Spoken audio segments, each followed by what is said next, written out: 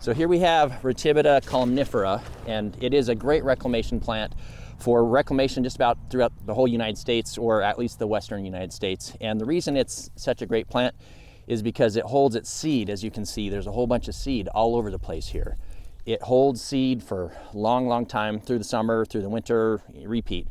As long as you don't cut it, these seeds, if they're not knocked off like a bird, by a bird or something like that, you're going to have a lot of good seed. But for collecting, what I would do is, you see the seed there, I would get a bag here and I would mark it real quick with a Sharpie or some kind of pen and just say Ratibida, or I'll just put R-A-T and C-O-L. And then today's date is, and I'll put that here shortly, and I'll put spring because we're picking it in spring. Then what I will do is I'll come in and I will just gather the cones themselves. And then I will just put them in the bag. And we'll clean them later, but you can always clean them right off the plant too. So you just pull them off, and there's your seed right there. So we can just keep going. And that's your seed right there.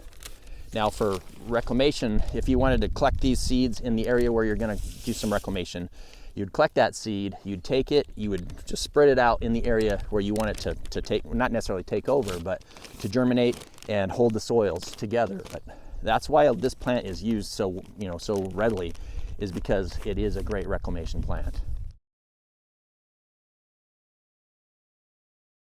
All right, so the Ratibida columnifera, or Mexican hat, is really good also in your landscape. And the reason why, again, is pollinators. But now when you have it in your garden, every year you want to leave it until about, say, April 1st or thereabouts. And you want to come in and you just want to cut it back as far as you can. Because what happens is this plant dies completely back to the ground, and then around April 1st, you'll see a lot of new growth coming out the bottom, and you'll have a fresh new plant that'll grow out and repeat itself every year. So Mexican hat is a really good plant to plant with prairie clover, which is a nice purple flower. It has color for quite a while, and then there's also the blue flax that's just now coming up over here, and it's a blue flower that usually blooms in the morning, and that is a good one. So you'll have the color combination. You'll have a blue, you'll have a red or a yellow, and then you'll have a purple. So those colors come together quite well.